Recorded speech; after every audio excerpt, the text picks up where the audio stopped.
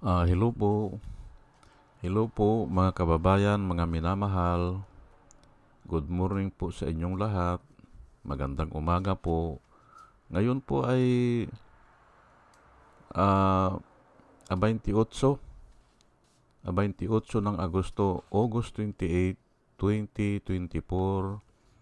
At ang oras po dito sa Los Angeles, California ay 6:34 ng umaga. Araw po ng Wednesday, Miyerkules. At nais ko po mag-vlog patungkol po dito sa si Coco Pimentel po. Senador Coco Pimentel, gusto daw niya gumawa ng batas. Opo, gagawa daw siya ng batas, babalangkas daw siya ng batas tungkol sa yung nangyayari na stand-off dyan sa ari-arian ni Kibuloy. Ayan po, gagawa daw siya ng batas. Opo, narinig ko po yan doon sa YouTube na dalawa sila nag-uusap ni Bato de la Rosa.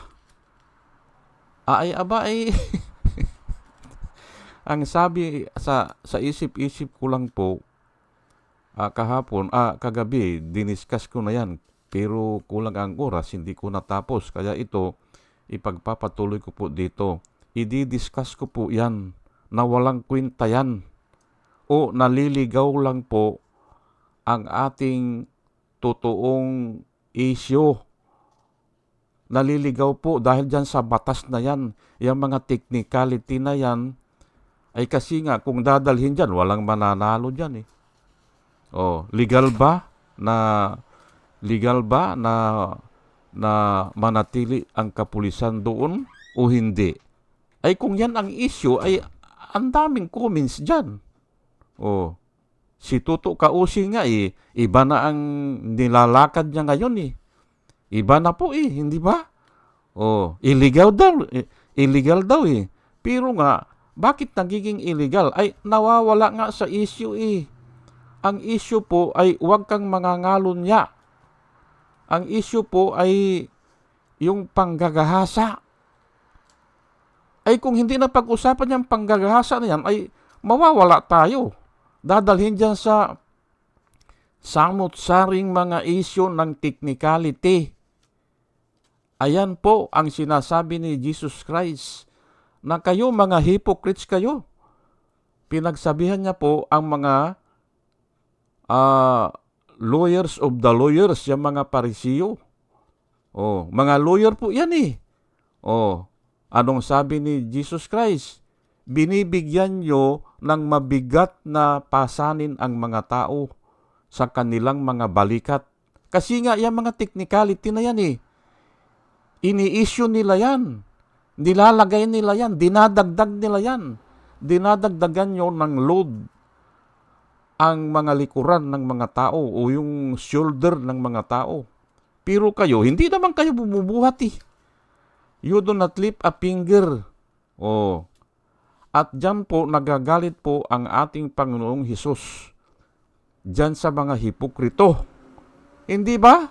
Bakit gagawa ka ng batas, Coco Pimentel, patungkol saan? Yan ang tanong ko.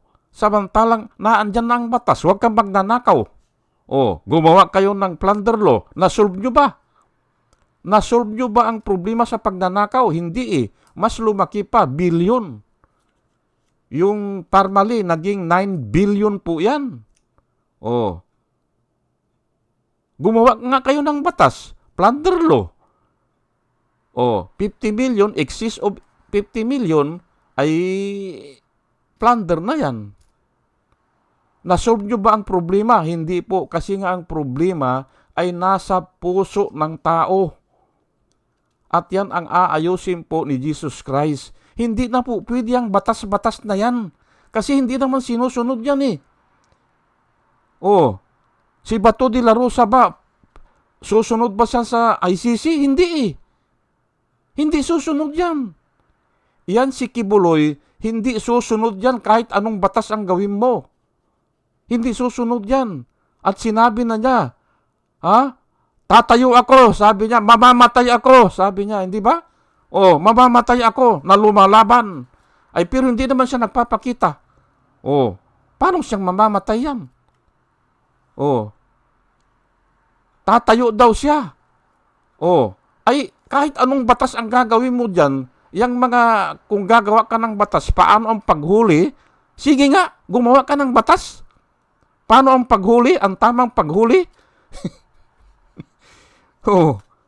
Sige, gumawa kayo ni Bato. Ano ang dapat na paghuli? Sige, gumawa kayo ng rules. At titignan natin kung masusolve yung mga pangangalo niya na yan at yung pagnanakaw na yan o pagmumulis siya ng mga bata. Hindi ba? Tignan natin. Nililitor nyo lang po ang mga tao sa ganyang mga usapin, hindi ba? Ay simple, walang katapusan yan Kasi nga, technicality na lang yan Maliliit na issue yan Bakit 2,000 men ang ginamit daw? Ay mga issue yan Hindi ba? Bakit? Ayan, overkill ang ginagamit nila nung dati. Ay ngayon, wala palang armas na dinala yung pumasok Pero ako, ayaw ko yan na wala silang armas kahit na batuta man lang. O kaya, dapat magdala sila ng yung pantali o yung ano ba yun? Yung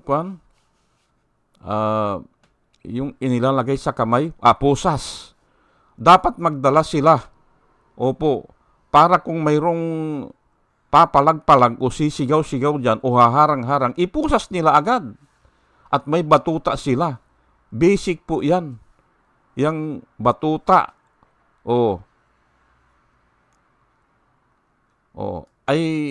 Aywan ko kung anong gagawin ni Coco Pimentel. Hintayin po natin.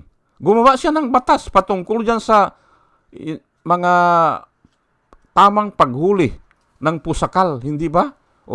Hintayin natin. Pero alam ko po, kasi pinag-aralan ko na ang palatuntunan po ng Diyos walang mangyayari dyan. Tapos na po ang batas. Tapos na. Tayo po ay nasa era na ng faith. Opo. Yun ang makakapagpagaling sa atin. Yun ang makakapagpabuti sa atin. Yung faith, hindi yung batas. Inilagay lang yan dahil nagkakagulo ng mga tao noon. Inilagay lang yan kasi kay Moses lang ibinigay ang batas Pero may tao na nauna pa kay Moses. Wala namang batas. Hindi ba? Nabubuhay ang mga tao. Namamatay ang mga tao. Wala namang batas. Ibinigay lang yan para ay iayos ang mga tao. O kaya ay ipakita kung ano yung righteous. Is just our tutor to bring us to righteousness. But once the righteousness has been revealed, Jesus Christ has been revealed, yun ang titignan natin. Yun ang gagawin natin. Kasi ginawa na niya yan which is the righteousness of God. Ay ano ang batas na gagawin mo? Mas mataas pa ba yung batas na yan kaysa dun sa dinemonstrate ni Jesus Christ? Dinemonstrate niya papaano ang pagmamahal. Ibinigay niya ang kanyang sarili. Hindi ba? Bagamat siya ay Diyos, bagamat siya ay nasa katayuang Diyos, inalis niya hinubad niya ang kanyang pagka-Diyos. Hindi ba? May tataas pa ba dyan? Kaya nga, we are saved by faith. Hindi dyan sa batas. Pero sige, padaanin na natin. Gumawa ka ng batas. Coco Pimentel, gumawa ka ng batas. Sige na, padaanin na natin. Pero alam ko, nagmamagaling lang yan. Nagmamarunong. Ito nga, babasahin ko. Pero bago ko basahin yan, pasalamatan ko muna yung mga subscriber po natin na matagal na rin ito. Batch number 2 po sila. Ipagpaumanhin nyo po na basahin ko muna sila. Ito po sila si Pussycat Doris May, si Antonino, si Ronel, Ibi Cumpio, si Joey Valenzuela, third pangatlo, user NB, Parot Parot, Pabs Naranja, Romel Sorier, Padua Lloyd Trabiel, Andre Sanario, Jonah Canao, Rosana Kawili, salamat po sa inyong lahat.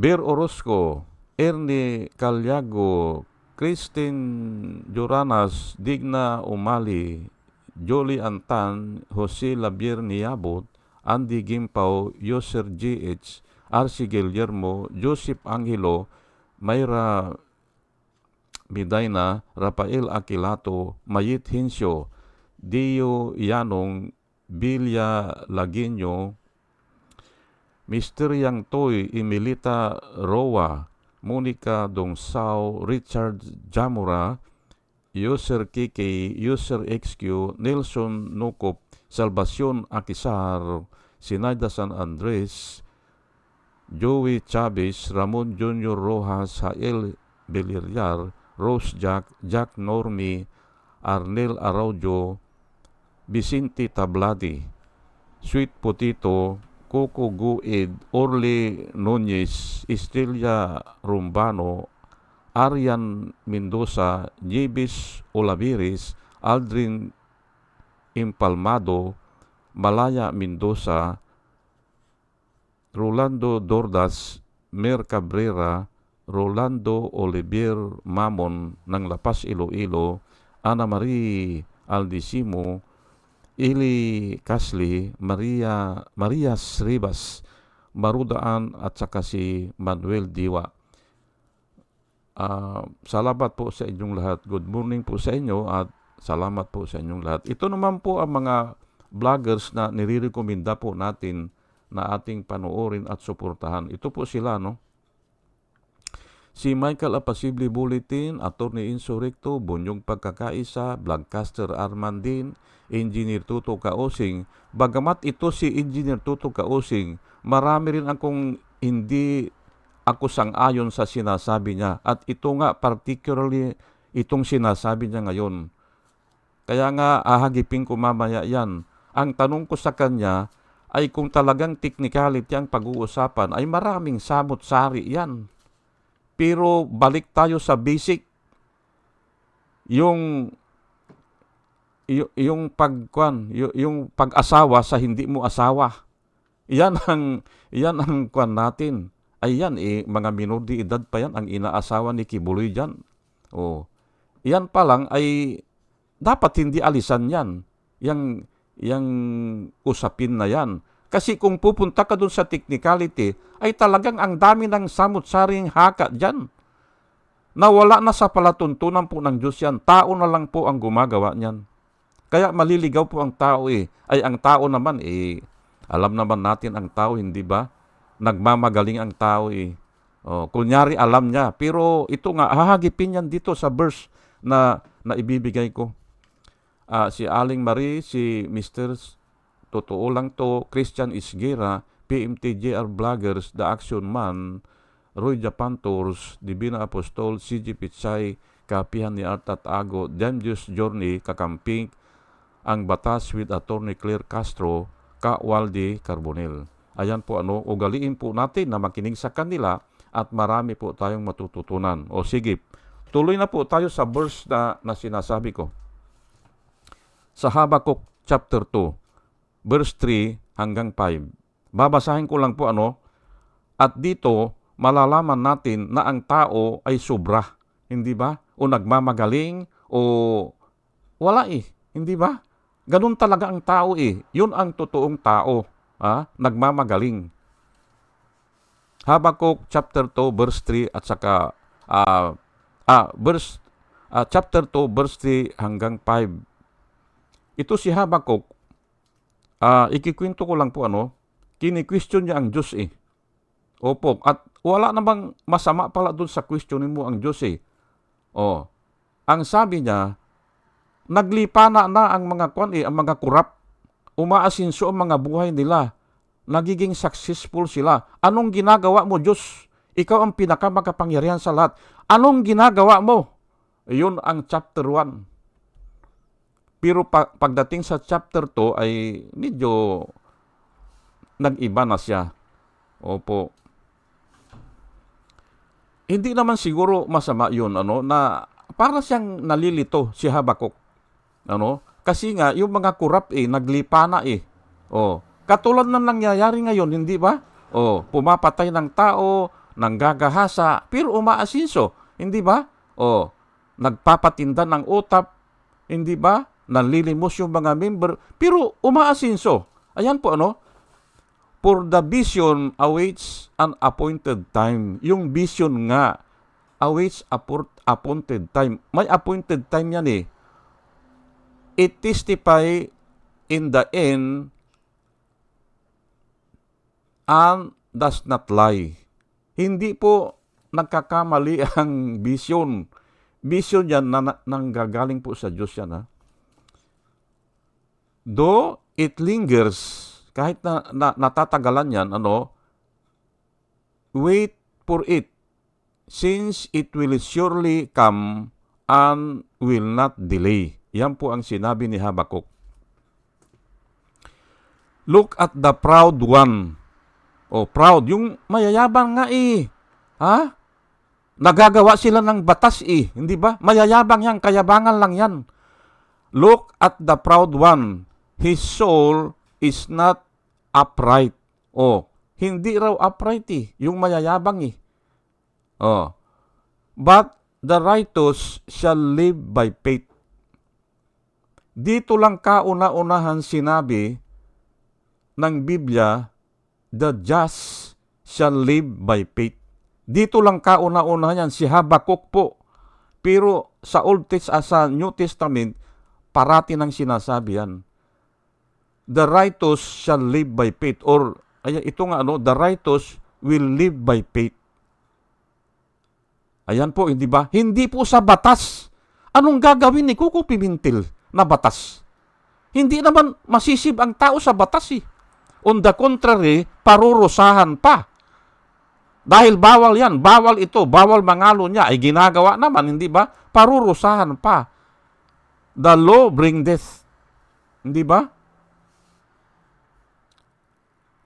And wealth indeed betrays him. Ayan, He is an arrogant man, never at rest.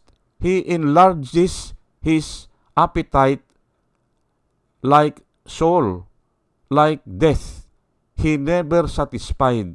He gathers all the nations to himself and collect all the peoples at his own.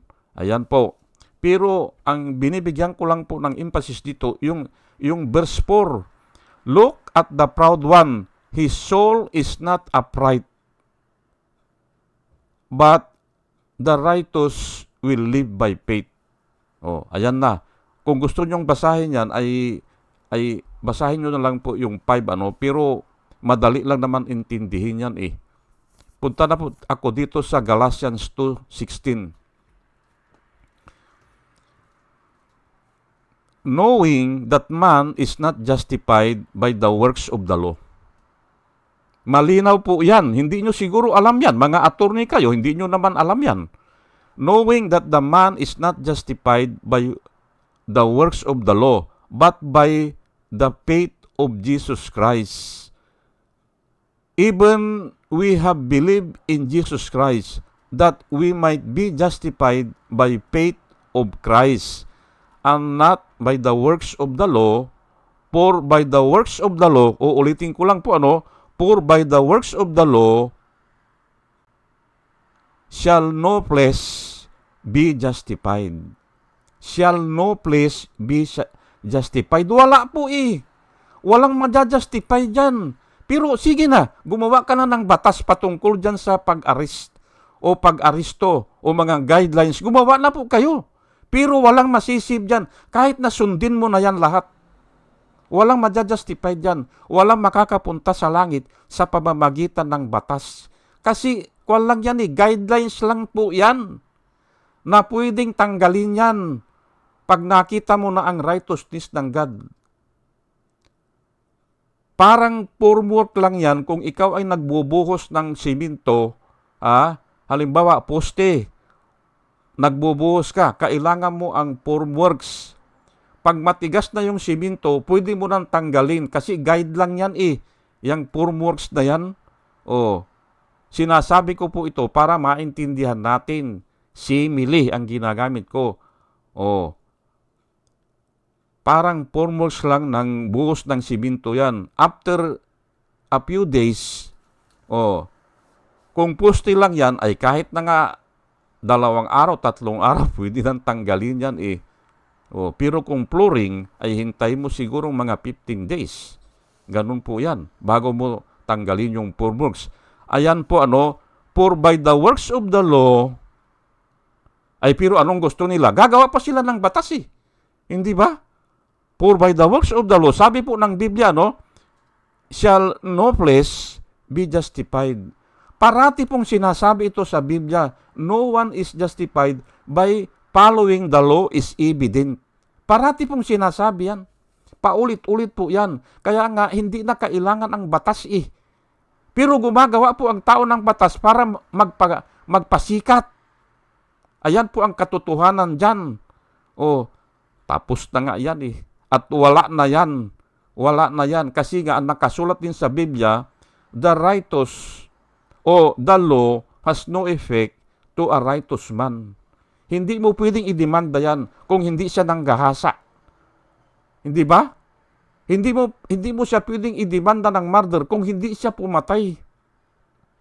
Pero pwede rin kung babayad ka ng maling testigo o bayaran na testigo. Ganun sa ginawa nila kay Dilima. Hindi ba? Ginamit nila ang mga convicted criminals. Ginamit nila para tumistigos. Ayan po ang delikado sa batas. Hindi ba? At alam po ni Jesus Christ yan. Ginagamit lang ang batas para pang-oppress. Ngayon, tanungin natin si Kugo Pimentel, gagawa ka pa ba ng batas? Yan ang tanong natin. Ay, gumawa ka. Gumawa ka, sige, subukan mo. 2 kayo ni Bato de la Rosa. Tignan natin kung walang mga kontradiktoryan. Kaya nga nagkakaroon na ng debate kasi nga nagkukontra na ang batas. Nagkukontra na sa dami. Kasi mga panukala na yan ng mga tao. Galatians 3, verse 23 hanggang 25 po, ito, susog lang ito, Before this faith came, bago daw ang faith, we were held in a custody under the law. Ayan po, Pero sa pag-aaral ko, yung sila Moses, may mga faith yan. Wala pang batas. Sila Noah, sila Abraham, wala pang batas yan. Pero may faith na sila. Pero, sige, paraanin na natin, before the faith comes, we were held in custody under the law. Lock up until faith should be revealed. Ayan po, guidelines lang po yung batas, guidelines, or it is our tutor, or it is our schoolmaster, yang batas na yan. Ano ang purpose ng batas po? Ay ito, babasahin ko. So, the law became our guardian to lead us to Christ. To lead us to Christ. Ang nakasulat dito. Pero hindi ganyan to lead us to righteousness. Pero nga, ay bakit sinabi yan? Ay diniritsa na dito that we might be justified by faith. Now that faith has come, we are no longer under a guardian. Ayan po hindi ba? We are no longer under a guardian. Kung may faith ka na.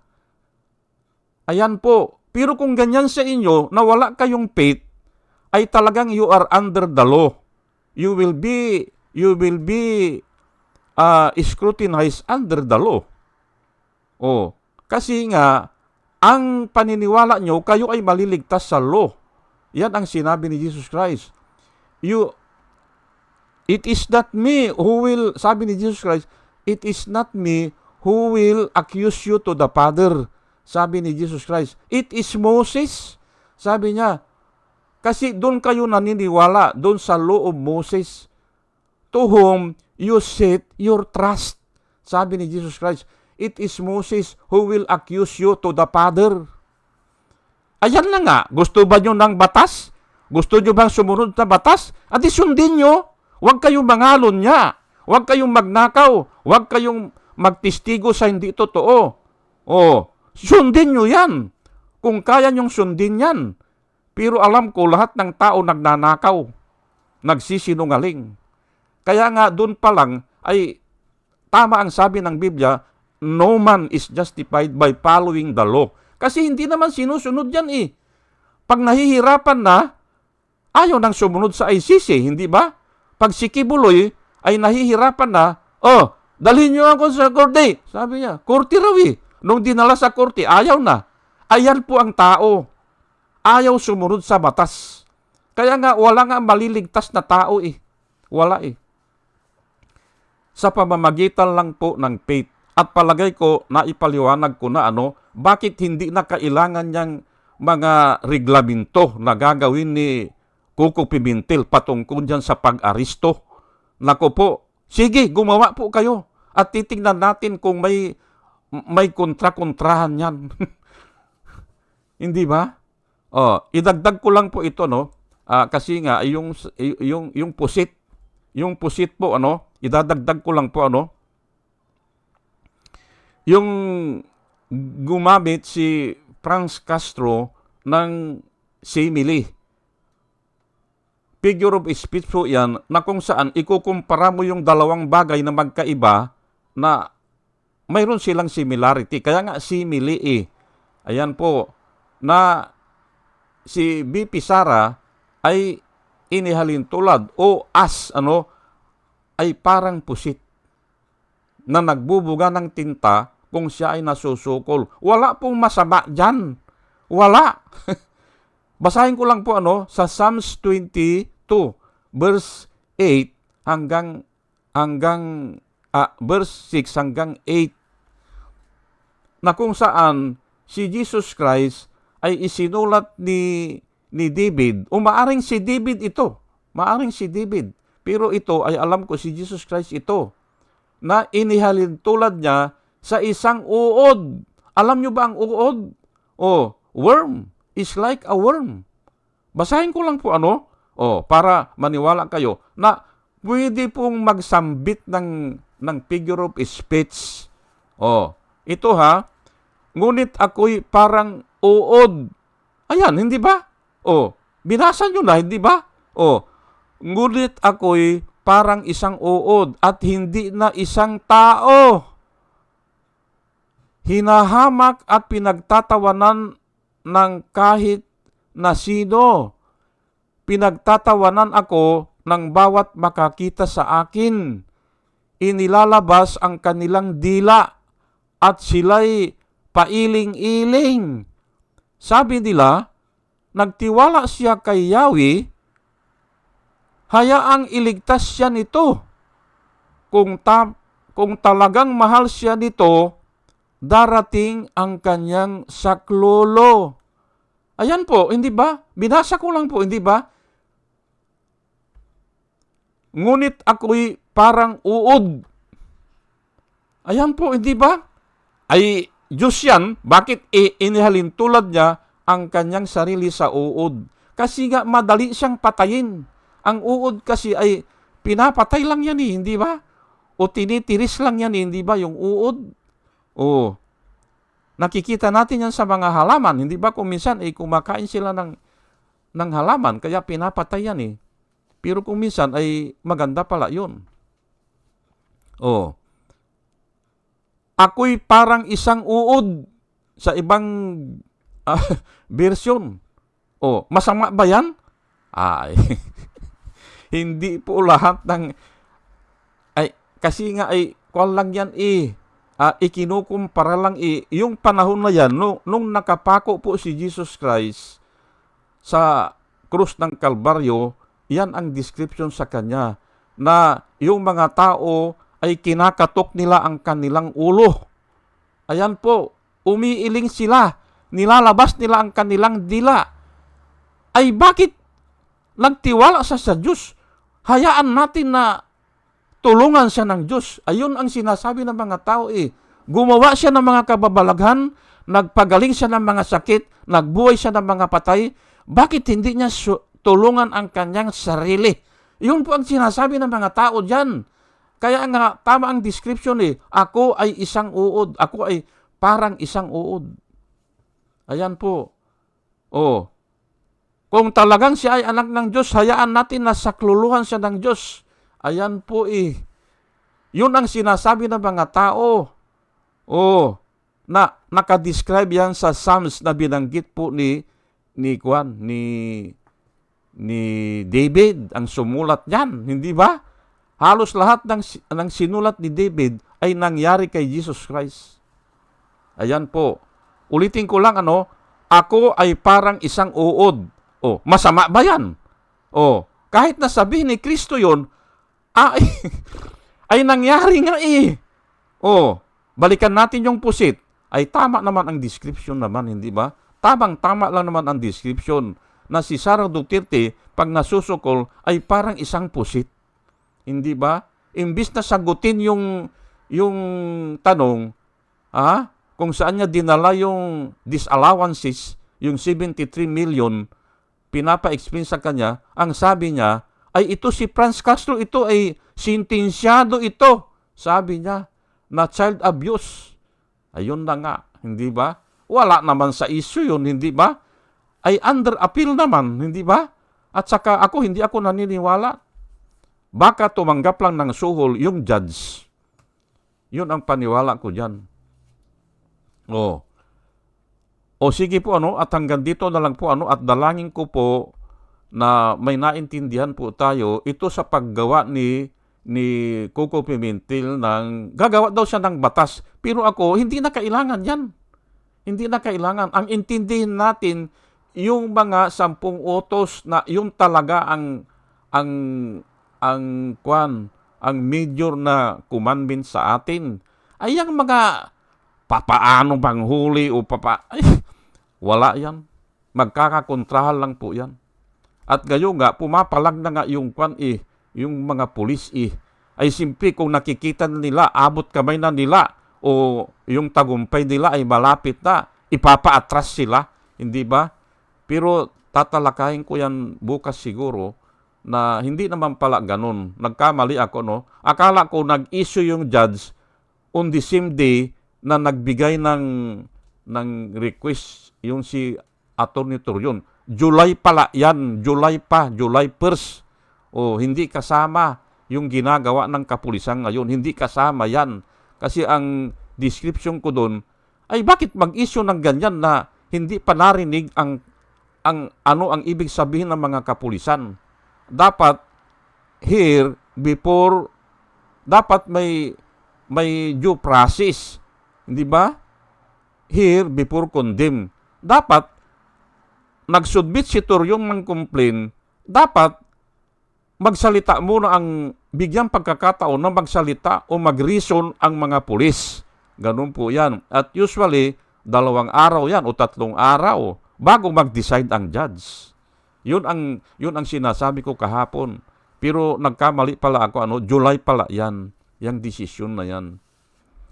O sige po, at dalangin ko po sa Panginoon, na magkaroon po tayo ng wisdom na nanggagaling sa Kanya. At muli mga kababayan, mga minamahal, pasensya na po kayo kung medyo pasigaw yung ko ngayon dahil nga ako ay naiinis na At ito po mga sinasabi ko dito, matagal ko na po sinusulat ito sa comment section ng Philippine Daily Inquirer at totoong pangalan po ang ginagamit ko doon. Opo, kaya kabisado ko po itong topic na ito. O sige po mga kababayan, mga minamahal, ay magandang umaga po sa inyong lahat. Good morning po at salamat po sa inyong pakikinig. Salamat po ng marami.